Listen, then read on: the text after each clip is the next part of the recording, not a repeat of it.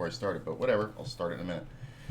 So, hey guys, all technical issues have been fixed, I believe. It's kind of hard to say definitely, but yeah, I think I got it. It was really a problem with plugins yesterday on Twitch, and so I was glad I got the streak still going with the Wake Up With Me streams. But I ended up having to do it late, and we didn't really get to do much. But let's do some hand quizzes today because it is Sunday Fun Day. My general philosophy on Sunday is that if you don't have a good bankroll and can't really withstand variance, then you probably shouldn't be playing. That said, I am going to play smaller, and I'm going to try satellites and try a different technique for Sundays just because I know that there's money there, and for me, I have to. Let me make this bigger. I have to feel like really good when I play. So that's what I'm gonna do. Well, my settings on my camera are a little off, so maybe that's just the light cracking in the window. So I might look a little grainy. Yeah, that's really annoying. Well, I'm going to have to fix some other stuff, but you know what? I really don't feel like doing it right now. Maybe not even today, so hang on a sec here. Here we go. Let's just go ahead and start this. So I'm just going to start here with a Gripst quiz, and we'll go from there. Come on, Gripst.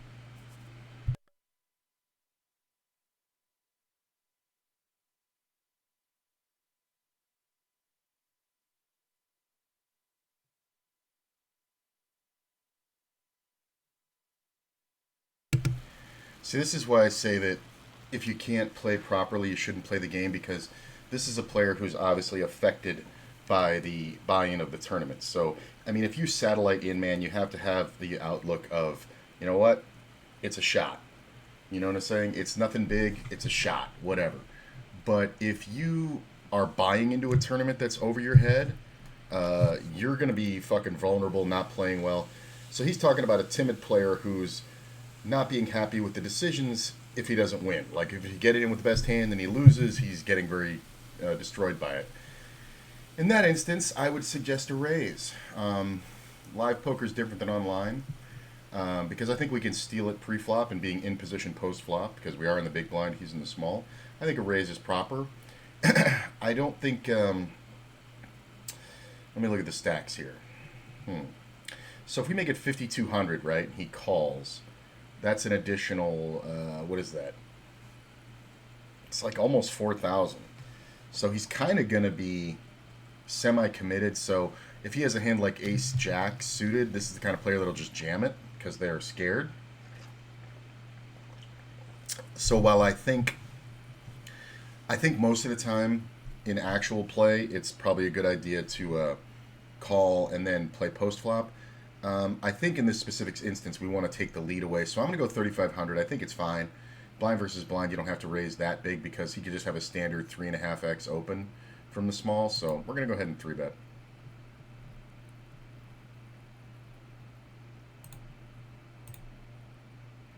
The important thing is that we choose to play.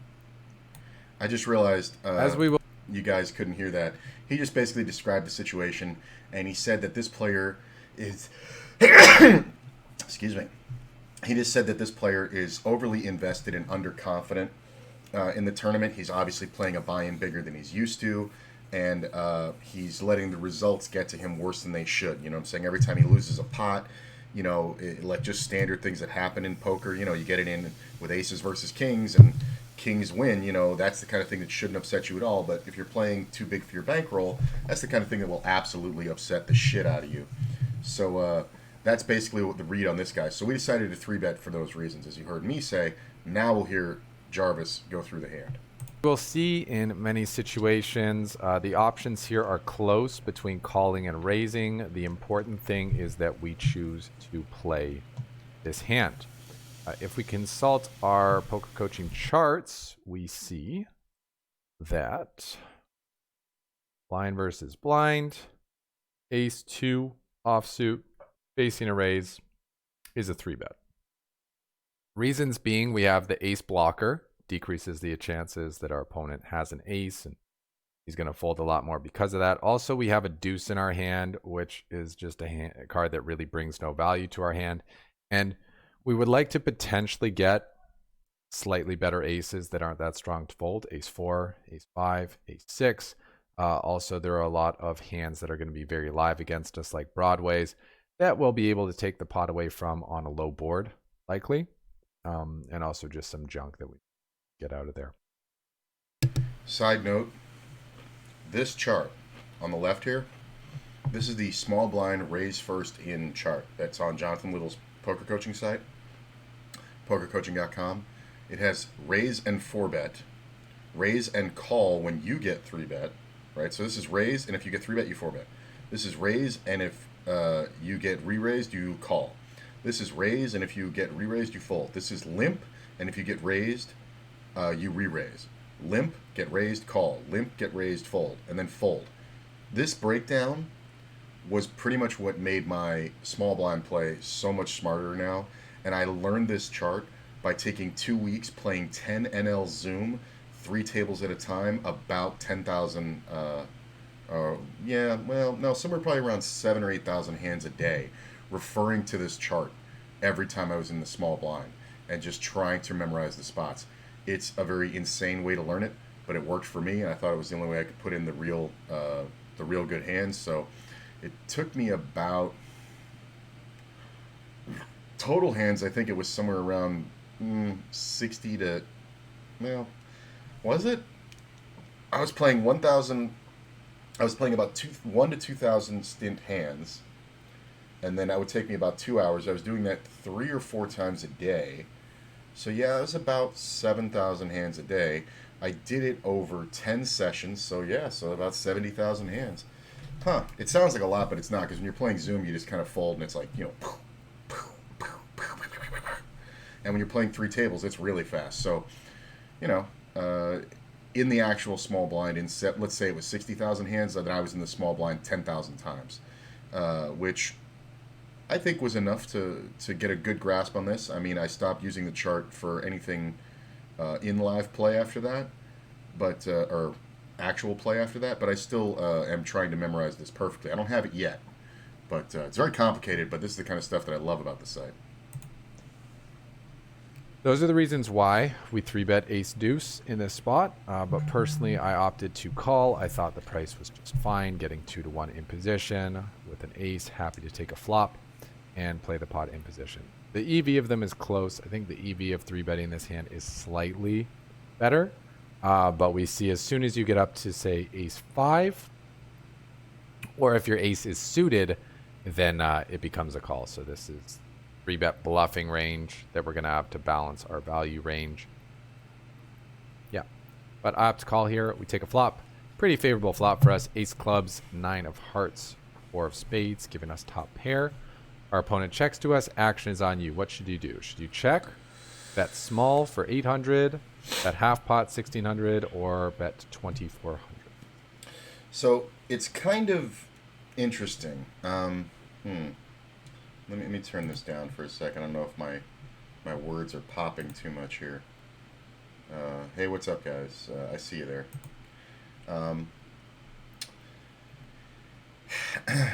So we took that 3-bet pre-flop. I think we have to bet range all the time versus a player who can call us pre-flop. We can bet range small and then bet again on the turn. I don't think he's going to give up an ace to 1 bet if we're up against that. But also underconfident players will tend to look for a reason to be the victim, I think. Like they go, oh, I had kings and this guy raised me with ace deuce. They don't tell you the story where they called down 3 streets of value with those kings out of position in the small blind.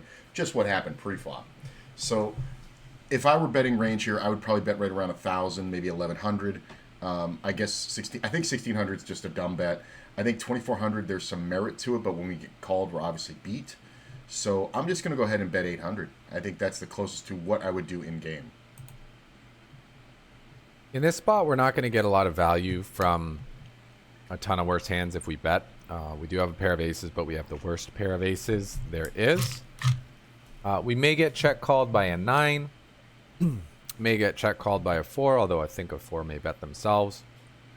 And a lot of his hands that are checking here are king highs, queen highs, that would happily try to get to showdown. Here's the wrinkle. It's an underconfident player. This is the read we have on him, so underconfident players don't always bet their best hands, but they do call with a lot of their hands that they should be folding, like pocket pairs here that didn't improve. So that's my back of my mind thought process. And are not that likely to be calling a bet here. So if we're going to bet, I like going on the smaller size to encourage those king and queen high floats to get some value from a 9 or a 4. But I think we can get value on later streets. And also for the occasions that we are behind, if our opponent's checking a bigger ace, or has flopped some kind of monster, checking and playing this as a 1 or 2 street hand is both minimize our losses against the stronger hands and maximize our gains against the weaker hands. We check behind, and turn is wonderful for us. Deuce of diamonds giving us 2 pair. Our opponent checks again. 3,200 in the middle, aces and deuces. What should we do? Should we check, bet 1,000, or bet 2,000? Okay, now the hand's taking a turn because we can pretty much assuredly know that we have the best hand. I really like, if we're not winning here, then he has like a pair of 9s or 4s, or ace 9, or ace 4, I guess is possible. Yeah, the suited varieties, that's fine. I don't think we want to pot control because we do beat so much of the range that called us on the flop, like an ace, ace 10, ace jack, you know, suited ace 8s, 5s, 3s, all those things. So I think we actually want to go for better value and bet a little bigger. So I'm going to go ahead and bet 1,000 or bet 2,000. I think in game my bet would, that's right around where my bet would be, maybe a little bit bigger, but I don't think it's necessary. We're just basically trying to get him to call and make it look like we're 3-barreling, because in the situation where he does have something he doesn't want to fold, which I think is often with this type of player, I think we want to continue betting and getting value. At this point, having checked twice in the hand, if our opponent has a hand he's looking to take to showdown, he's probably willing to call a larger size bet with a pair. We haven't shown a lot of strength by checking on the flop, so he's more likely to make a hero call. We also have caught up against the big aces if he had slow played them, although I don't really expect he'd be betting them twice. And against them, we want to get the maximum amount of value, which is going to start by going with a larger bet size on the turn. Our hand is much too strong to be checking. We want to be extracting value from his checking and calling range. And the way to do that is to go with a larger bet size. So we bet 2,000 here. Our opponent calls. River is the 6 of hearts. Doesn't change much. 3-5, already a straight. It's just a slightly bigger straight now. And other than that, really nothing has changed. Our opponent checks again. Actions on you. What should you do? Should you check? Bet 1,600, bet 3,200, or 5,400. Again, my bet's not up there. I'm betting about 4,000 here. No, I'm betting bigger. I'm betting like 4,500. Because, like he said, underconfident players are going to check call, check call, check call. You know what I'm saying? So, in an instance like this, I really think we have the best hand the majority of the time, and I think he has enough to call us. So I think we want to continue betting big. And plus, why is he check calling us? He's check calling us because he thinks we're full of shit. You know what I'm saying? If he has ace jack here, what hand can we have that 3-bet him pre-flop, likes this board enough to go bet, bet, bet? Like, there's only ace queen and ace king, right? Like, he hasn't really changed the narrative. And if we have a hand like ace 10, he doesn't want to blow us off it by betting at any point. Ace 5, you know what I'm saying? Hands like that. But we could just have like a pair of queens, right? Or a pair of 10s or something. And just be now turning our hand into a bluff on the river because obviously we're up against an ace. So I like a bigger bet. I'm going to go 5,400. This is where I think I'm going to get this one right. But my bet would have been at this point, having checked twice, in live play. My bet in live play would have been about 45 to 4,800, and I think that's a little leak I have, where I don't get the maximum value I should, where like I think I'm betting 75, 80% pot, and I'm actually betting like 60, 65% because I've overtracked the hand in my head and not kept the exact number of what's in the pot. I'm getting better at it, but you play online, man, it's just displayed in front of you. So there's no need for that, But playing live, obviously it was always a leak of mine, more so in tournaments live than cash games. Cash games, for some reason, it was easier to keep track of. Maybe it's because the numbers are smaller. In a tournament, you're playing, at some points, for a 50,000, pot on the river, and do I want to bet 33,000 or whatever? But playing 1-2, you're like, well, there's $80 in the pot. I'll just bet 65, and I'm there. So. All right, so 5,400 I think is the best bet. Again, in this situation, we want to extract the maximum value from a pair of aces, or at this point, a pair of nines. A pair of fours is probably folding to any bet. Any king high is probably folding to any bet. But a pair of aces will call a very large bet. The quiz is bugged. Hang on, guys. Let me get there again. So, hang on. Where was it? The ace deuce with Jarvis. WPT. Hello, everyone. Evan Jarvis. Let's just get back to that point. As we will see in many situations, the options here are close between calling and raising. The important thing is that we choose 800, right? Yeah. In this spot, we're not. One was 2,000. At this point, having checked twice. Again, in this situation, we want to extract the maximum value from a pair of aces, or at this point, a pair of nines. A pair of fours is probably folding to any bet. Any king high is probably folding to any bet. But a pair of aces will call a very large bet, and a pair of nines will call a medium-sized bet, as will pocket pairs between aces and nines. So between 3,200 and 5,400, I think they're both going to yield a similar amount of expected value in this situation. So I go for the 3,200 bet here to get called by more nines and more pairs that are non-aces, as well as all the aces, whereas the 5,400 may only get looked up by a pair of aces. So we go 3,200. That's a good point. My read is that he has an ace here, but he's right. There are some nines that can play this way. King 9 suited, 9-10 suited, yeah. Because we do look like we're full of shit, and then we're trying to induce the hero call. So, like I said, my bet wasn't up there. Maybe this is one where I would have made more on the hand if he has a 9 than actually in game. Because I think betting 3,200 here, I think is, well, it's a sizable bet on its own in relation to the pot. It's not that big. I think me betting 42 to 4,500 would get called by a 9. So I bet too big in the actual quiz, but I agree with Grips here. 5,400 is too small for that reason, or is too big for that reason, because it's kind of hard to call a full value raise with second pair. You know what I'm saying? You might even get called by a couple fours. Our opponent calls, and surprisingly shows us a set of fours, which kind of goes in alignment with the read of underconfident. Did not bet, went into check call mode with a set of fours on an ace-9 4 board, and only got 2 streets of value in a spot he definitely should have got a whole lot more, whether it was by going bet, bet, bet, or check call, check raise river. If you're in your opponent's shoes here with pocket fours, please try to get more value from your hand. If your opponent has nothing, cool. They're not going to start triple barrel bluffing with nothing on an ace high board just for the fun of it. It is important that you build the pot against the parts of the range that have connected with the board, and be okay with them folding the parts of the range that have missed, because those parts of the range aren't giving you any value at any point. Anyway, that's going to wrap up this hand, this quiz. This has been Evan Jarvis for PokerCoaching.com. I hope you... This is one where I don't know if this needs to be a quiz, because you're talking about a player who's not underconfident. You're talking about a player who's crippled by confidence. This is kind of ridiculous, honestly. But the hand does play out like the player has something he's not going to fold, but he's not confident in. I don't know why he's not confident in a set of fours. Like, what can I have? 9s to 3-bet and aces? Like, the fuck? So I think this is one of those ones that the actual hand doesn't matter.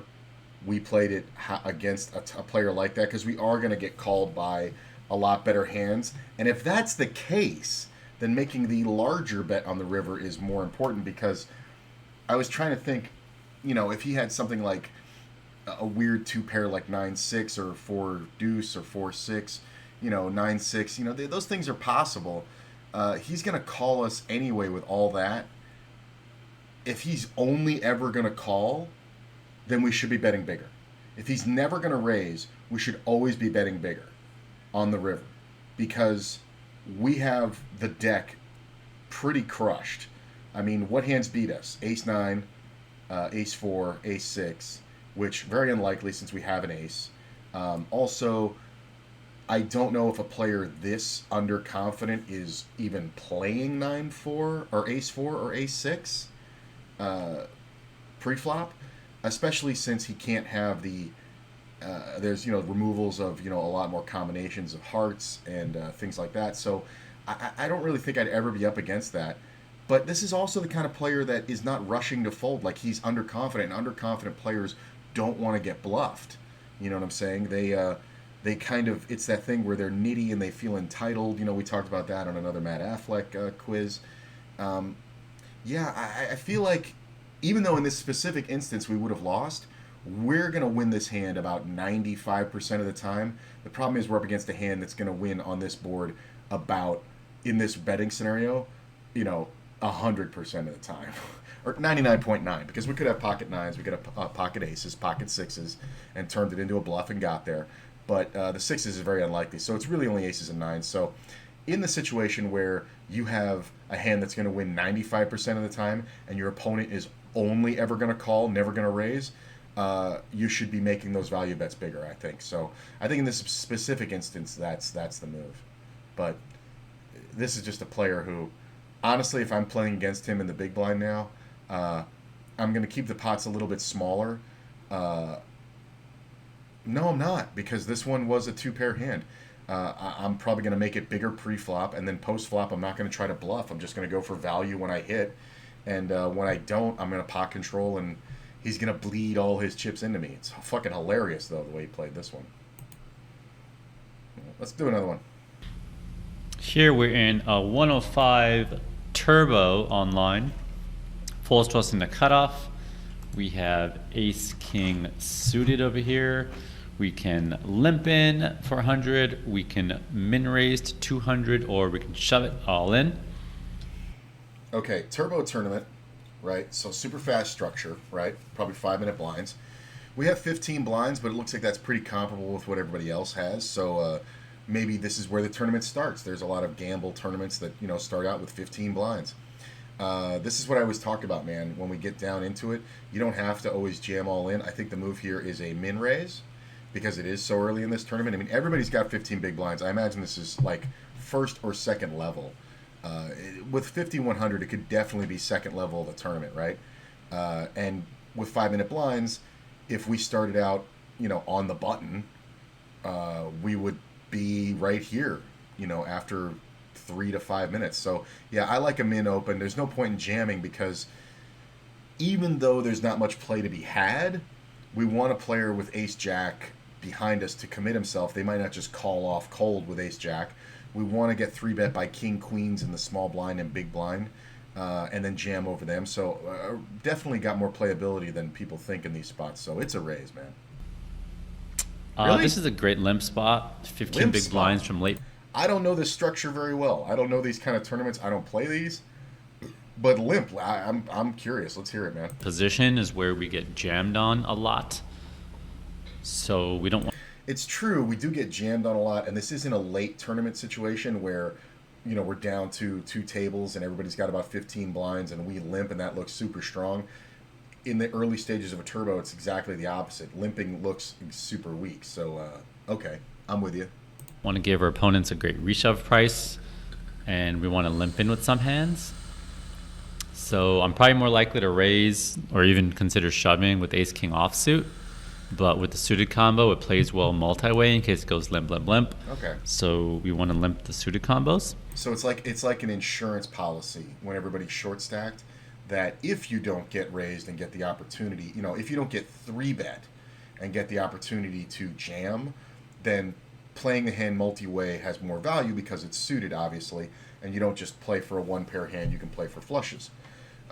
Okay, yeah, because the ace-king offsuit, I was thinking I would never, never, never limp because we're basically playing for pairs. And, when that's really all we have going on, theoretically, we want to get as much money in when we conceivably have the best hand, which would be pre-flop. And yeah, this is just us balancing with some traps because we're going to have some stuff like king 7 suited, maybe some ace x suited. There's a lot of things. I know I keep interrupting, but there's a lot of things to be said here. Balance online, unless you're a known player and playing against other people all the time at high levels, fuck balance. Like, I'm never trying to be balanced versus the player pool that I'm in. I don't think I care about balance unless I'm at a live game for several hours with players who've seen me before. Just because online, people just don't know enough. Like, people can look you up, people can know that you have a good record, people can watch me stream, and they're still gonna do what they do 99% of the time and not give a shit that you're balancing your range. So while balance may be important at some points, I really think I think lower level players, people playing on lower buy-ins like myself, I think a lot of that player pool has said, well, I should keep my range balanced because in this fishbowl tournament where I'm the only player who's ever read a poker book, these other players are going to figure out. They're not. You're saying two different things. You know what I'm saying? You're saying these are bad players. You're playing at a low level. So you don't need to balance. Like, just play a fundamentally sound strategy and move on. Nanonoko is playing a $100 turbo, and, he's, played more hands than anybody in history, probably. So his idea of balance is much more important. These would be players he would play with more often, so they might learn something about him. So it's good that he has some ace-king suiteds in his limping range against them instead of just always raising with his good hands. And he's right. In the cutoff, we're very likely to get 3-bet.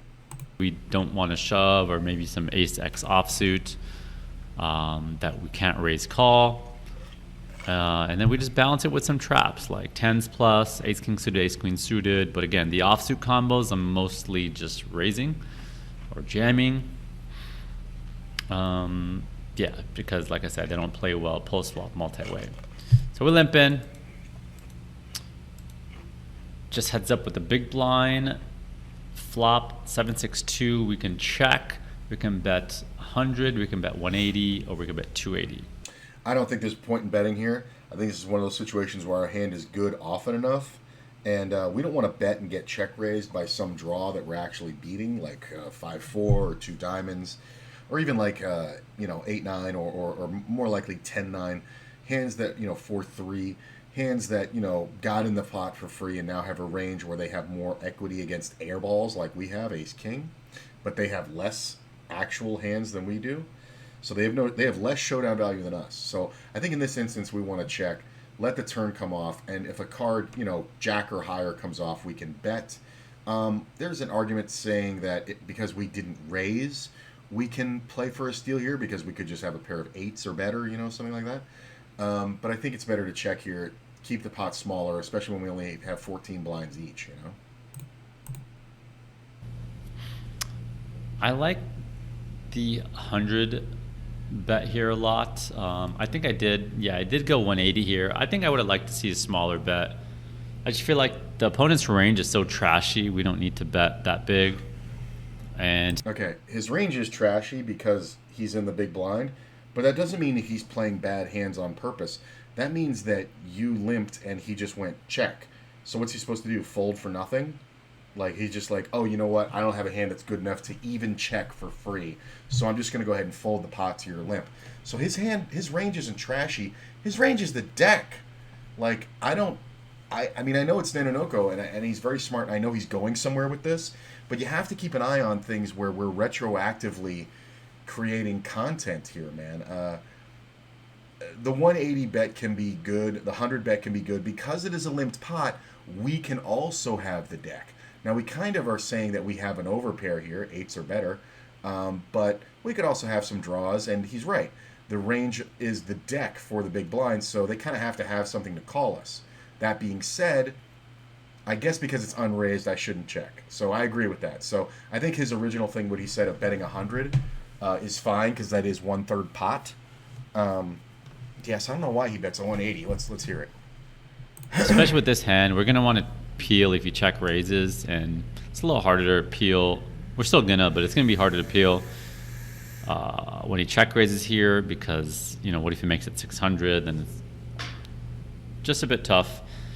So I like to see either 100 bet here ideally. I think checking is okay, but the opponent just has so much trash in his range. We just can bet range here. But we bet 180. Opponent calls, turns a jack. What do you want to do here? Check, bet 280, or bet 570. I mean, again, he says the opponent's range is so trash here, but the opponent hasn't been ranged. At this point, the opponent's range is far better than ours because he saw a free flop and he has something here he wants to continue with. At this point, after the big bet, I think we want to check and try for showdown or bluff on good rivers. I sure as hell don't like betting 570. Like, I know I don't play these tournaments, and maybe this is a bad one for us to do on stream, but I gotta say I like a check here because maybe we get a free showdown. I might do some barreling here, but kind of sucks to get check jammed on by draws like 4, 5, and 8, 9, and diamonds and fold the best hand. So, and especially a hand that has a lot of equity. Right? Not only could it be the best hand, but we could hit the jack and the ace, or the ace and the king. I think if I'd be more likely to bluff with something like ace 3 or something like that here, that had less outs, less overs. So we check it back, and opponent bets on the deuce, bets 570. Do you want to call, fold, or go all in? This is now tough. Because of the way this was bet, this is kind of really tough.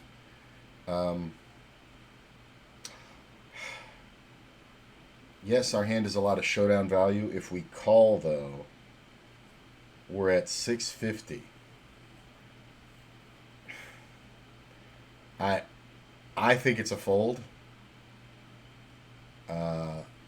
I think we've set ourselves up to get bluffed at. That's the only reason why I'm really thinking about the hero call. Because there's more draws on the flop. I think the turn would lead a lot of draws. That's true. What can they have that can confidently bet this river? A jack or a deuce? So now that I'm thinking about it, I think it's a call. This hand was played so strangely. But he's never going to bet a 7, right? Because if we like the flop and then we didn't like the turn and he has a 7, like unless he has exactly ace 7, like what hands is he now beating us? You know what I'm saying? And is he really trying to represent a jack with no action? I mean, a deuce would do this, but there's only 2 left in the deck, man. I think this is a call. I think it's a call. This is a pretty tough spot. I think I'm generally folding a lot here, but versus better players that are going to be bluffing often enough, I'm certainly considering looking the player up here. A lot of stuff missed. 8-9 missed, 9-10 missed, 4-5 missed, 5-8 missed, and then a bunch of diamonds missed. And we don't have any of the... Like, here's the thing. He's not blocker betting, right? He didn't bet 200 on the river with like a 7 or a 6 and say, well, if you can't raise this, if you have a pair of 8s or 9s in your hand, you can't really raise this. But this gets us to a cheap showdown. So he's not trying to keep us from betting. He's making a bluff here because this is either value or air. And when it's air, we have the best air. So that's why I think it's a call. Like, if he's value betting, like, good for him. But what does he value bet here? A deuce? Okay. 10 jack suited? Or any jack suited in diamonds? Yes. But other than that, I don't see the hand. Those cards in our hand, which is good. So we're going to want to be folding when we have ace king with the diamond, when we have, especially when we have the king of diamonds in our hand. The ace of diamonds matters less because they might have shoved a lot of ace x suited. But yeah, we just don't want to have a diamond. We don't want to have an 8, 9, 10, 5, 4 in our hand. So those are going to be the hands. Yeah, if we have any of those hands, diamonds, 8s, 9s, 10s, 4s, we're taking away, we're reverse blocking the bluff combos. So because we have none of that, all those hands are available to bluff this river. To be most likely hero call with. So this is definitely a reasonable candidate, and we did call here. Don't remember if we won or not, but it doesn't matter. We're not really worried about the results here. We're just thinking about what is the right play. I mean, that's a good point. It would have been nice to see the result, but we don't get to see it. But I think for all those reasons, I think we're correct, and I'm kind of proud of myself that I got that one right. Statistically, like, there are instances where it's just deuce tray, right? But I like the fact that I logicked it out because I'm trying to figure out what are the value hands. There really aren't many that play this way. So let's do one more.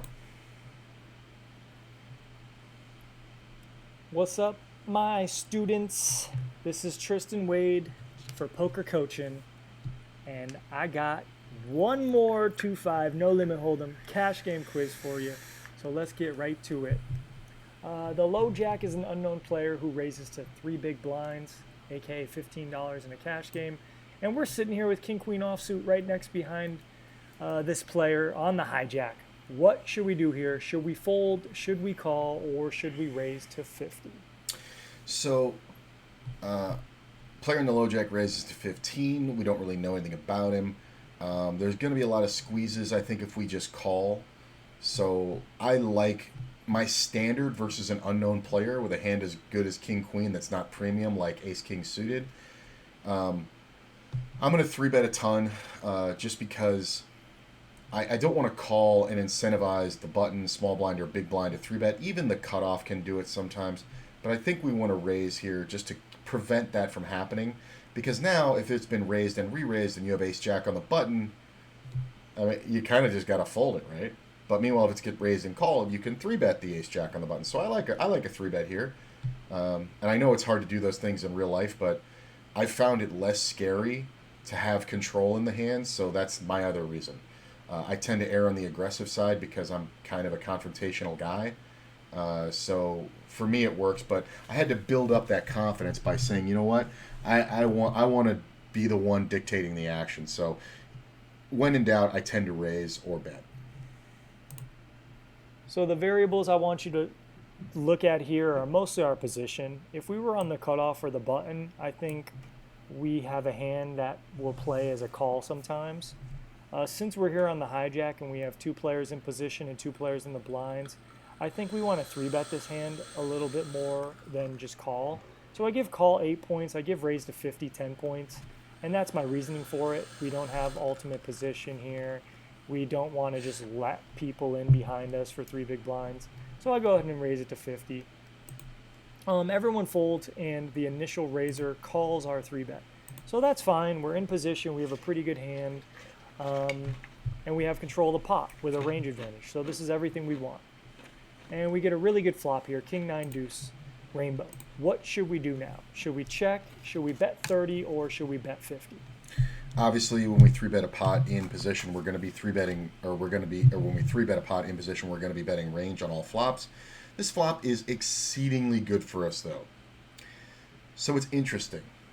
A lot of players will call 1-bet for no reason, but I think when we have it smashed like this, personally, now I don't know if this is the best play. Personally, I would play this to get 2 streets of value, which means I'm checking the flop, betting the turn, betting the river. A lot of times, players bet the flop, check the turn, and bet the river to get those 3 streets. But I think when you bet the flop, you automatically have to bet smaller. You know, your standard C-bet is 30%, which is about $30.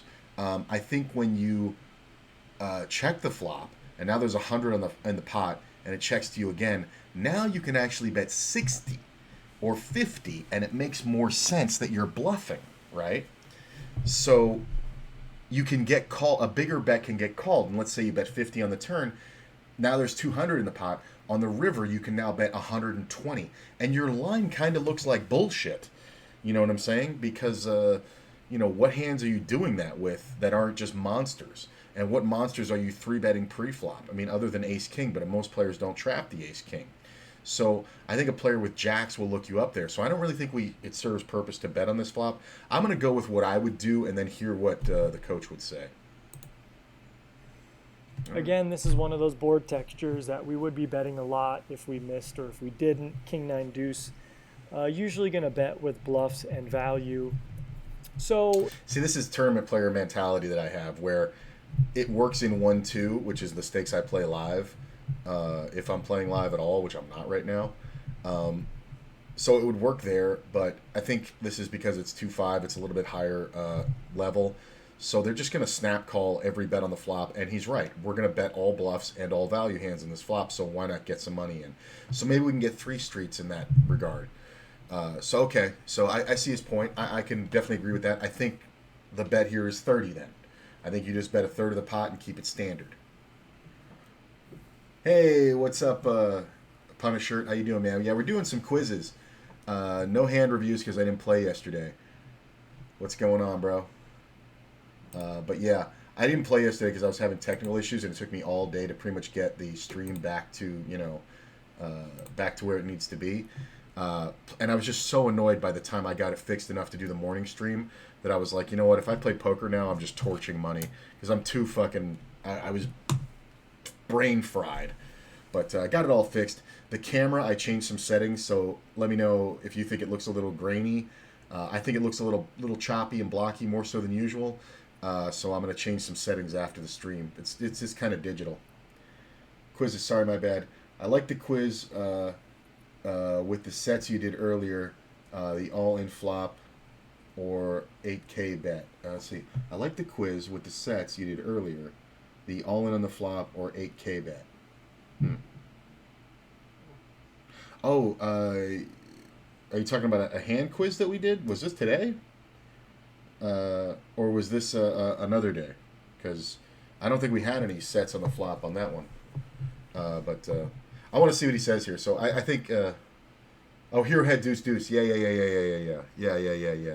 I remember that one. Yeah, that was a good one. That was a couple days ago. Yeah, other day. All good. I want to see what he does checking here. is not really an option here. I think betting 30 is the best bet. All right. We don't need to really be smaller or larger than a third pot here. We could go quarter pot, but there's no big difference, 25 to 30. And I don't think we need to be half pot here. That's a little too much on this dry texture flop. So we just want to bet that sizing with our range, and I think it's pretty easy of a bet. So bet 30, we get called. Turn doesn't change much. Our opponent checks. What should we do now? Should we check or bet? And then if we do bet, how much? Are we betting 50 or are we betting 80? I think now this is a standard live play. This is where they pot control. So like, let's say you're up against a set of 9s or something. You don't just want to be smashing money into their face. So you want to check, and then if they bet big on the river, you can call. Bet big being like 120, somewhere around there, 130. And you can call that bet. But if you bet here, even for a third again, what are you getting called by that calls 2 streets of value after checking twice? And it's the most likely spot for you to get check raised. So I may be overthinking this again, but I think this time it's a check because we're only going to get 2 streets of value. Personally, I like my streets to be on the turn and river because we can get more, proportionally. But I think this is a check here then. So we definitely want to keep betting. We are pretty high up in our value range. We have top pair with the second best kicker, and our opponent shouldn't have ace king a whole lot to call our 3. Our opponent's never going to have ace king. Just zero ever going to have ace king. So I guess we're just figuring he has king jack or king 10. I suppose he could have queen jack, have called a flop bet, but he's not calling anything here. I guess he could have ace 9 that we're still beating. He could have pocket jacks for sure. I don't think queens. I think queens maybe 4 bets pre-flop. Yeah, I don't know if I agree with this, but I guess if I had to bet, I guess I'm betting a third pot. I'm betting, yeah, he could have ace five, right? But he's not going to call us on that flop with ace five. You know what I mean? It's just like ace five suited in hearts, I guess, right? Because or diamonds, because I guess he could have backdoor flush draws. But I think, if gun to my head, you say you have to bet something here. I think I'm so far ahead, like you said, way up in our value range. I think it's the bet's 50. Free bet. So we can pretty comfortably bet for value here, and I think I could have given you better bet sizing to Thank you. I appreciate that because those bet sizings were not correct. I think the turn bet here, if I was making it up in my value range and thought I was going to get called by somebody, would be about 110, maybe 120. pick from. Betting 50 is just way too small. A third pot is just way too small here. I think betting 80 of half pot is fine, and I probably should have had a couple options of betting bigger. I think 100 or 120 could also be totally fine here to just go for three streets of value. But since I didn't give you better betting options, Tongue really twister. the only option here is to bet 80. Okay, And we I'm bet with 80 that. and get- And the bet sizing, I think, fucked me up because I rarely bet half pot. I will bet half pot as my bad bet bluff. So, like, if I'm trying to look like I'm bluffing and I want to get called, that's the bet I make. So, I guess if I had thought of the hand that way, I would have chosen 80. But sometimes you don't get the options that you want. So, I guess he could have 10 jack also. Or no, wait a minute. Wait. Let's figure this out. What hand can he have that's calling here that has value against us? I mean, okay, kings. King jack, king 10, king 9, I guess, but he's kind of early in position to be opening king 9 unless it's suited specifically, and it's going to have to be king 9 of clubs, right? Because the 9 of hearts and the king of diamonds are out there. So it's king 9 of clubs or king 9 of spades. Only two combinations of these. I don't think you're opening king deuce. Definitely don't feel like that. Yeah, if he calls, I feel like you are fighting a kicker. Yeah, and then we win that fight. You know what I'm saying? He never has ace king here, like ever. You know what I'm saying? So I think that's a good way to look at it too. Is you're fighting the kicker, and when you're fighting the kicker, man, when you're Bruce Lee and the other guy's Jackie Chan, it's close, but Bruce wins. You know what I'm saying? So, I think. Yeah, I think that might be the situation. I think most likely we're going to see King Jack if it just goes check call, check call, check call. Occasionally, though, with the same betting pattern, occasionally, though, with the same betting pattern, we're going to see queens a lot. Believe it or not. I had one of these the other day that I actually put into a YouTube video where I put the player exactly on a pair lower than the top card on the board. And I made him get all his chips in with jacks on a queen high flop, and we did it by the turn. And I made the betting range so open that I could have nothing and he could have anything. So he heroed me. It's actually a YouTube video. It's the one that I put on YouTube with Admiral Akbar in the thumbnail. It's called "It's a Trap," and it's a very very well played hand. It's a lot of fun. Yo, it's Flippa. Kevin Martin, the fucking king. Kmart is living the life that everybody wants. He's a good-looking guy. You know, he's friendly. Nobody says Kmart's an asshole. He just got married to his fucking dream girl. He's world famous. Big Brother all-star. Fucking mad-ass poker player. Unbelievable. Unbelievable Kevin Martin. And he's looking at my stream. Holy shit, man. That's crazy. Kmart himself. Like, seriously, the only reason to not like Kmart is just jealousy. And he's fucking Canadian, man. You can't even hate the guy. You really can't. Like, he's the nicest fucking dude in the world. It's crazy.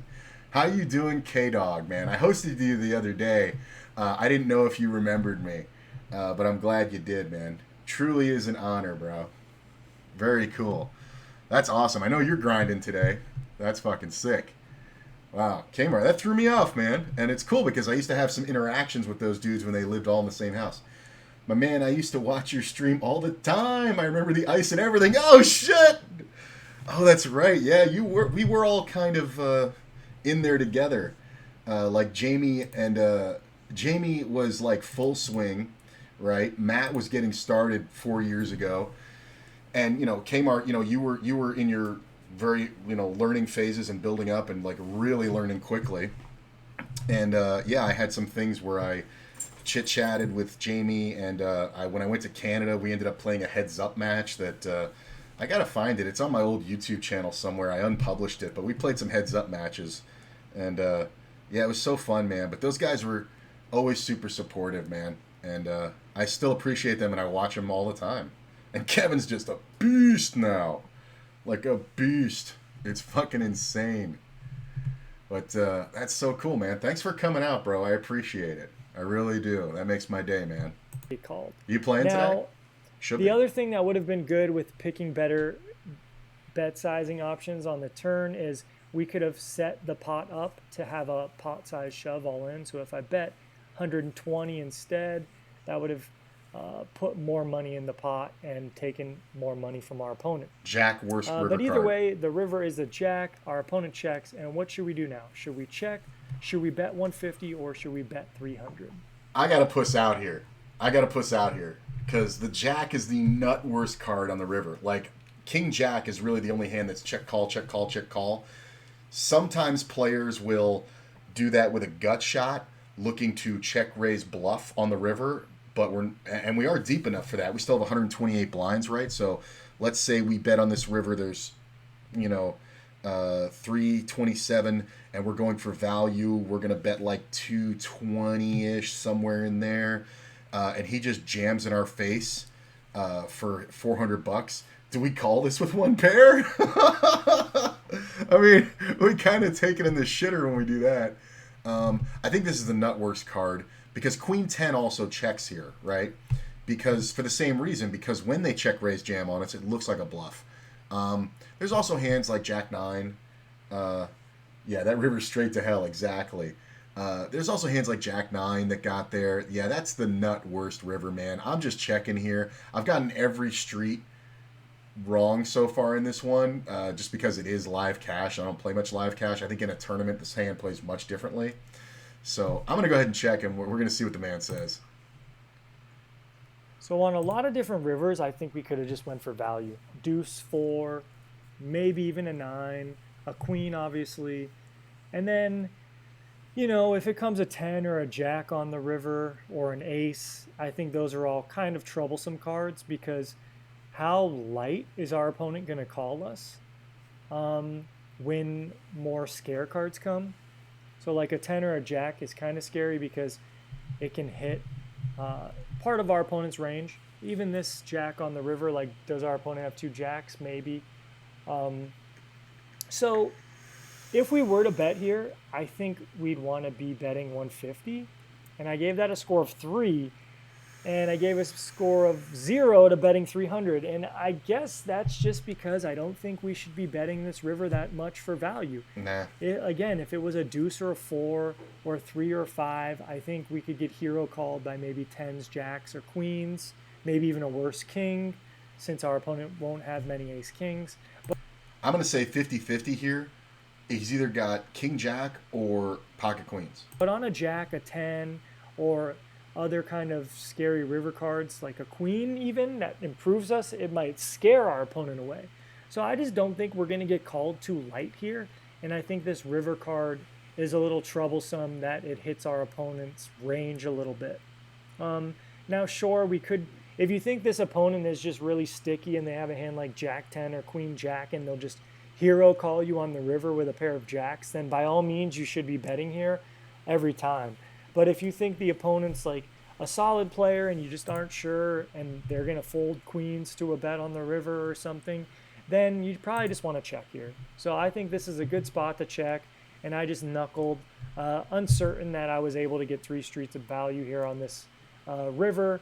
And fortunately for me, my opponent had one of the few hands that I had crush, and I lost this one, but I'm glad that I saved some money to check the river. So Back to what I said on the turn, if my bet sizing was bigger on the turn, I still think I would have been inclined to check the river, but I probably would have been a little more tempted to bet something too, since the pot would have been bigger. But maybe that's more reason as to get your value on the turn. And then if you are ever going to shut down on the river, at least we made the value on the turn and we don't have to worry about losing value on the river like I might have here. So hopefully you enjoyed this quiz. Tristan Wade, ramming all the information I can down to you in a couple minutes. Thanks for joining me. Take care. I mean, this kind of also makes a case for what I was saying about getting my 2 streets on the turn and river, because the turn when I bet, I'm going to bet bigger and get more money in, but still have less in so far in the pot.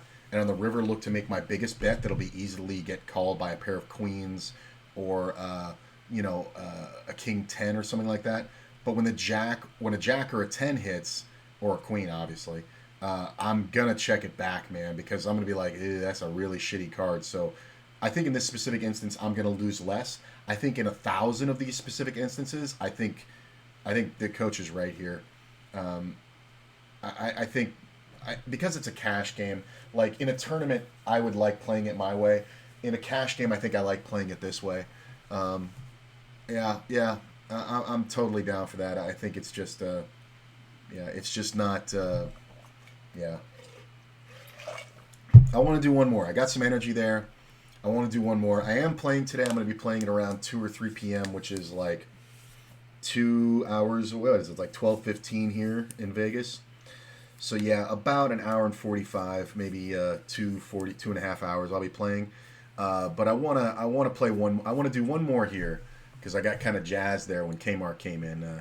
Just good to see him say hi, and I know he's working doing stuff. So, but that's really cool. So we're gonna do one more, and then I gotta cut it because I got stuff to do before I start my Sunday play. Here we go. Hey everyone, Lexi Gavin here, and today we're going to play a tournament. Live tournament at the Venetian, $400 buy-in. These things are like fish fests. You know what I'm saying? It's a bigger buy-in, but the Venetian has like all the tournaments in Vegas. So not a fish fest, but definitely not high-level players. Like by the time I'm playing $400 live tournaments again, I'm the favorite, one of the favorites in the field, because I'm playing like way below where these other players are. Even if they're good players, there's a lot of players I know who would buy into a $400 tournament who are usually cash game players, and they're playing like 2-5, with a bankroll. And these are living players, you know what I'm saying, who are living off their wins. They're playing 2-5, buying it for 500 with a bankroll of, I guess, like 30 buy-ins, right? So that's like, what is that, like 15K? Whatchamacallit? And they're going to go ahead and take this buy-in for 400 here because they're like, oh, well, it's just a regular buy-in. But the fact is, to play a $400 tournament, you have to have like 40K here because of the whatever. All right. Thank you, Fish Jams. I appreciate the good luck, man. I always need that. Do I accept stakes, Kappa? Not right now. I'm not playing anything significant enough. If somebody wanted to like buy me into the Venom and split it with me, I would do that. But I'm working on a very small bankroll. As we know, it's Qui-Gon broke, so we're trying to rebuild right now. And selling action on the highest buy-ins I have of $20, it's just not enough. It doesn't cost me enough to enter versus how much I have to give up when I win. So if somebody like, let's just say they buy me in and we split it for $20, it's not worth it because the $20 isn't going to hurt me. I'm it's hurting my bankroll, but I'm playing okay. You know what I'm saying? Within my bankroll restrictions. But giving up half of a prize pool when I bink that one, that would be detrimental to my progress. So like, giving up $500 to save 20, I don't think so, man. So it's just something I'm not doing right now. When I'm more properly bankrolled and I want to take shots and stuff like that, maybe I'll put together packages. But I have to have the vast majority of my own action for quite a while, actually. So I appreciate the offer, but no. Plus, all my play is online because of COVID.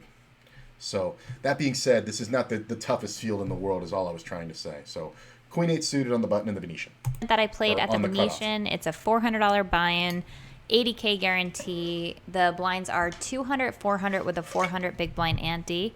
We are sitting in the cutoff with Queen 8 of spades with about 25,000 starting stacks, which is a roughly 63 big blinds. So under the gun calls, and UTG calls 400. The hijack also calls. What would you do here? Would you fold, call, or raise to 2,200? Now, like I said, these are fish fests. So I think when we limp, we're not in as much danger of getting somebody stealing behind us. And that's enticing. That being said, I'm not going to do that ever. Because that's a gambling mentality. That's a, let me limp and see a flop, and when the board improves me, then I'll do this. I'm not going to rely on the deck to make my hands. That is gambling. I am a poker player. I'm not going to rely on the deck to make hands. Write it on your forehead. Or I'm not going to rely on the deck to win. You know what I'm saying? We want to exert more control. So since we're not doing a hand review where we just fold pre-flop, I'm going to easily go ahead and say we raise to 2,200. Because this is a pretty good steal. Now, Under the Gun did limp, but like I said, Fish Fest, this is not always aces. These limps behind can be pairs, you know what I'm saying? And when we have position on them, we can just c-bet and take it down. So 2,200 is the bet just all fucking day. I honestly would probably bet more because, let's say, a pot size bet is my call for 400 plus all these. So that's 1, 2, 3, 4, 400 times 5, that's 2,000. Plus 200 is 2,200. Plus my call is another 400, so that's 2,600. So I'm going to make it probably 2,600 or 3,000 here. In a live tournament scenario, I'm going to make it 3K because I want to take this pot down. I want to play it like the moron who has queens. You know what I'm saying? Like, not going to get enough value versus the bad hands. I'm just going to make it easy for somebody to fold a pair of 7s or 8s. I'm just going to make it 3K, but without that option, let's go 2,200.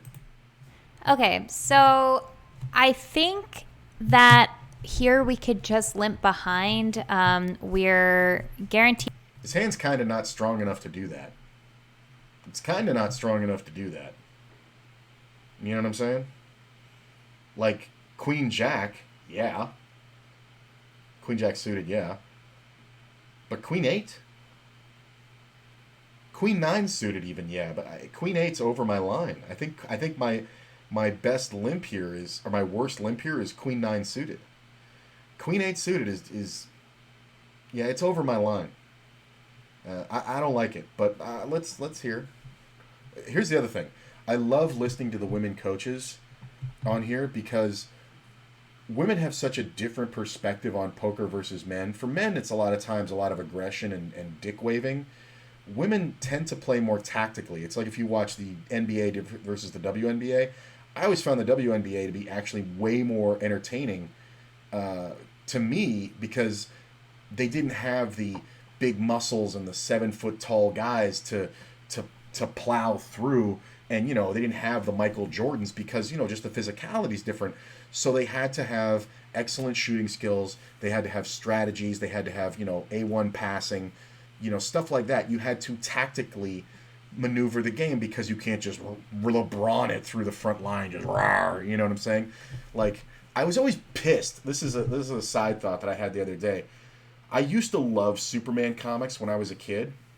Like, I mean real young, like before I developed like a real thought process. I just was like, ooh, the strong guy. And then I realized, I think around like 7 or 8 years old, I loved comics, man, from the time I was like 4. I realized like 7 or 8 years old, one, Superman's overpowered. Yeah, cool.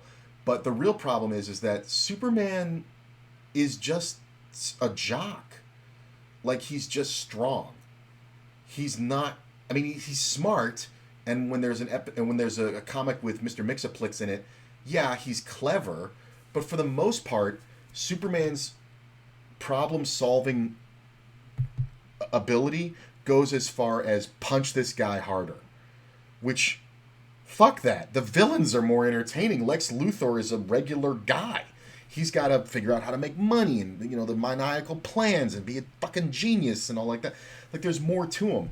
Like, I hate comic heroes where it's just like the solution is punching.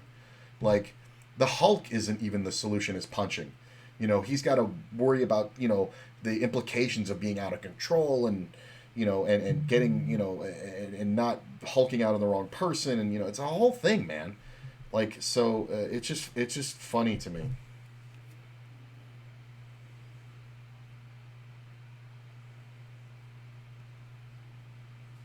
Sorry, Courtney messaged me something. She's out for the day, so I got the whole day to do whatever I want. So I don't agree with the call here, but I want to see what she has to say. I'm very open to it. Key to be in the second best position, the best position if the button folds. And we don't necessarily want to raise this and isolate and create a bigger pot with queen eight suited, which isn't a very strong hand. But I don't know. I think it's early on enough in the tournament, and I remember this field being pretty weak, so I think it's okay to limp behind here. And the small blind calls, big blind checks. In weak fields, you can absolutely do this because there is no pressure coming from behind. But then again, that's also the reason why you're going to make this steal. We're not isolating pre-flop. We're going to make a bigger raise to like 3,000 to just take it down pre-flop. You know what I'm saying? Also, coming back to staking, was just asking because I like to support when I can. It would be nowhere near 50% of the profits for that reason. Just fun to see bigger buy-in every now and then. Oh, I appreciate it, Punisher, man, absolutely. And I obviously feel the support from that. You know what I'm saying?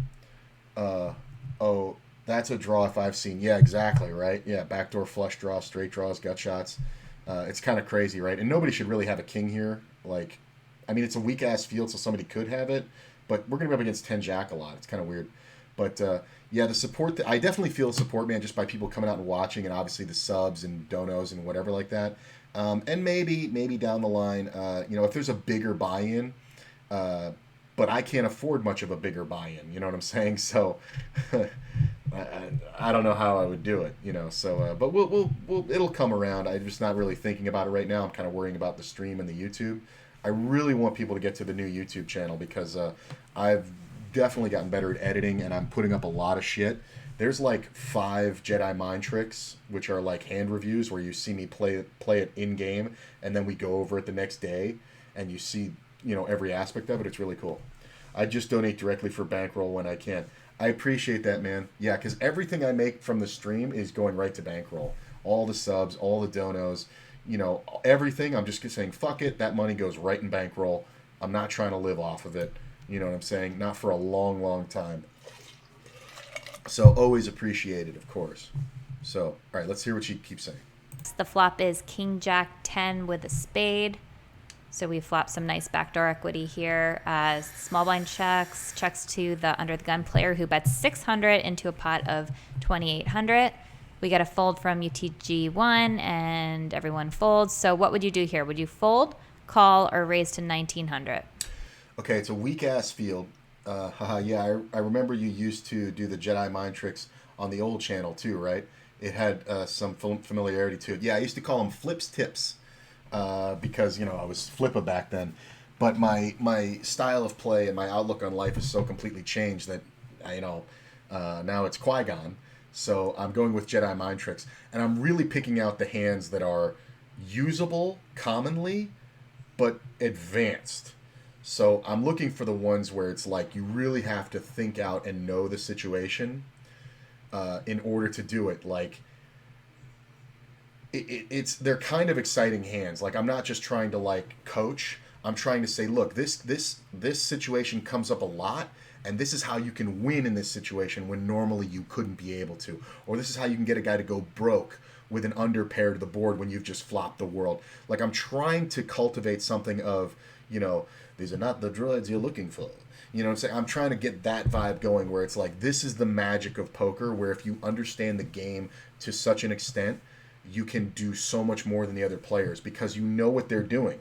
It's also the part of poker I love the most because it's the bond. Like when you're an introvert, like I want to say was, but I'm working against it every day. When you're kind of like a loner, and I don't have a friend making mechanism. I have people I fuck, that I like, but I don't really make friends. Really, I'm working on that too. For me, the connection with other humans is more rare. So playing poker and saying, oh, when I was at his level, this is what I would do. So how would I respond that would make me fold or would make me call with the worst hand, right? So then I get to look at it through their eyes and say, okay, if somebody was to bet at me when I was at his level and I would fold in this situation, then I can go ahead now and make that bet and make this player fold. You know what I'm saying? So that's my connection to humanity. It always gave me a warm, fuzzy feeling playing live, especially when I was like, everything worked, and that means that I'm not so disconnected from humanity. It means that we're all very alike. We're people. And it always made me feel really good inside, even back when I was an angry, bitter guy. All that being said, I like to talk. This 600 bet is a blocker bet. I think a lot of times this isn't even a king. I think this is I would like to continue drawing. What hands draw here? Well, queens draw here. Okay, we have a queen, so we're not really afraid. But the problem is a lot of limp hands are king queen and queen jack. You know what I'm saying? So they're the same draw, but they're beating us now. Do I think they're going to fold in a field of fish? No. Those draws. No, I do not. That being said, if we both miss the draw, I think I want to have been betting so that I can steal the pot on the end. And plus, there's a world where we bet and the 9 of spades comes off, and now we have a free roll to the flush, right? So, like, we're up against the same hand, the straight, and we get to free roll the flush, you know what I'm saying? Or the ace of spades, whatever. So, I like betting, or I like raising here. Again, women have a unique perspective, and I learned so much from the women coaches, and I think fish tournaments with a smallish buy-in like this, you know, medium small, on a big guarantee, I think women do really well in these fields because of the just their general makeup and their outlook. So I feel like I'm going to get this wrong a lot because I'm coming from a male perspective. I don't know how other players play against women, so I can't really speak for them. But I raise here. I want to keep control. I think I get a lot of turn checks that gets me free rivers, and I think we limit the size of the pot right here by raising. Because what can jam on us, right? Or what can 4-bet us? Not much, right? Like 2 pairs, yeah, which we'd want to draw against, so we kind of blew ourselves off the draw, but that's kind of rare. King 10, King Jack, you know what I'm saying? There's not a lot of combos because of all rainbow board. So I like a raise, but I feel like she's going to have a better answer. But I'm going to go with what I say. All right, so here I think I like a call. I wouldn't want to raise because I just think that this is going to connect with a lot of these ranges. I mean, I know it wasn't raised pre-flop, so they really shouldn't have too many high Broadway type. This is also why I want to raise pre-flop. I want to believably represent a king. So she's right. Raising here doesn't make much sense because all I'm going to do is get my ass blown off the draw. Like, this guy could even have just Queen 10, a hand he's not willing to check call, check call, check call, but he is willing to jam against us because of the semi-bluff. So I fucked that up. So she's right. She's right. I forgot about the limped pot pre-flop purpose. So, okay, I got it wrong. Type holdings like King Jack suited should have raised pre-flop. Same thing with Ace King, King Queen, and all those hands. But in the event these players were record. I didn't even consider Ace Queen because it's out of first position, and bad players will limp King Jack in first position, which they definitely shouldn't. They shouldn't even be playing it. But they're gonna raise Ace Queen no matter what position they're in all the time. So Ace Queen's not a factor here. The only real one that we worried about, I think, here is 10 Jack and King 10, or King Jack, King 10 too, I guess. But I think a lot of times you're going to see Jack 10, and that raise does shut it down for the Jack 10. You know what I'm saying? If we raise pre-flop. But since we didn't, yeah, the call is way better. Way better. Recreational, and I do think that they are limping with some of these hands. I think the small blind could definitely be she said it's a calling with hands player. Like Jack 10, King 10, King Jack pre-flop, and I think the big blind is going to be checking a lot of those hands as well, especially the offsuit combos. So I wouldn't want to raise here and then get re-raised. We have, some decent equity. We have some nice backdoors. We have the open-ended straight draw. So I think we should just be flatting. So we call and everyone folds. We're heads up under the gun. player bets 2,500 on the 7 of spades turn. So what should we do? Should we fold, call, or raise to 6,500? We're never folding. We're just absolutely never folding. He's betting kind of small, right? But it was a small bet on the flop, so I'm kind of inclined versus a recreational player to believe that they have the world. I'm kind of inclined now to believe that at worst they have pocket aces, and a lot of times they're going to have a set here. I honestly think pocket kings is very much in the range because they want to get some money in the pot. You know, there was fucking 5 other players in the pot, and if anybody has anything, they're going to raise. You don't want it to go check around because you don't want a free card to come off. So obviously we can't raise here because we don't want to get blown off this draw, right? I mean, if a spade comes off runners, we're just going to get paid every time. Even the 9 pays us good. An ace pays us monstrously. So I'm just going to call 100% here. So I think this is another spot where we should just be flatting.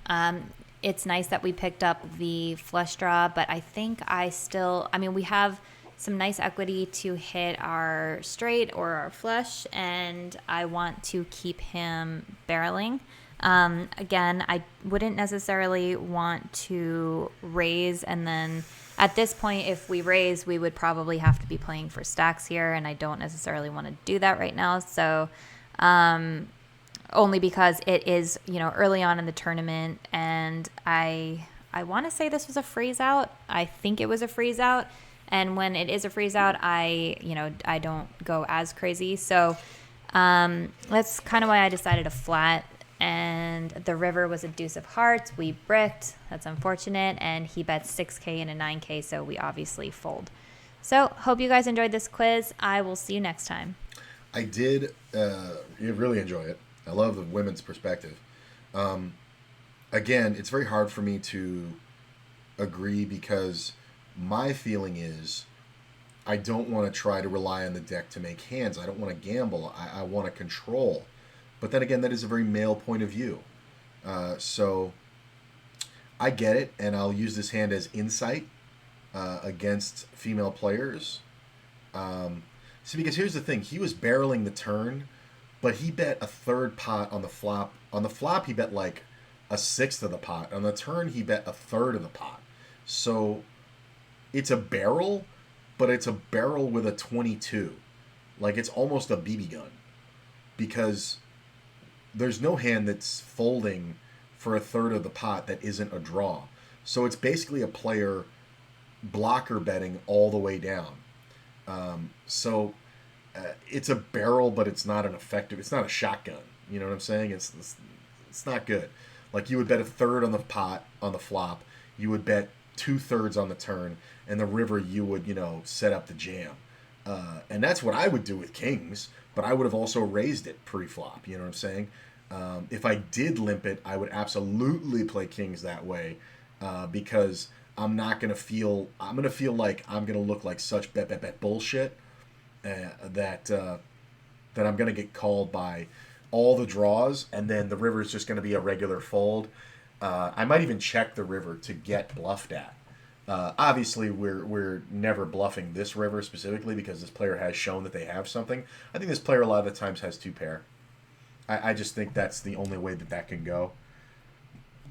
So, what are you going to do? I'm going to go ahead and plan out my day off stream. So, I'm going to look for somebody to host. Give me 1 second here. Let's see. Who do I want to host? How about Pav? I like Pav. I watch him a lot. Yeah, so have a good day, guys. I'll be back around 2 o'clock or 3 o'clock Pacific Standard. That's Vegas time to start my Sunday grind. Hopefully we go deep in some stuff. It's going to be fun because of the high variance of Sunday, I'm going to be playing even lower than normal. So I'm trying to keep my average buy-in around $8 today versus $10. It doesn't mean we're going to be playing for small prizes. It just means that I want to have the chance to re-enter and not get crushed on a Sunday because of the high variance. Yeah, thanks, man. Yeah, thanks for coming out, Punisher. Always appreciate the support. And I'll see you guys in a little bit.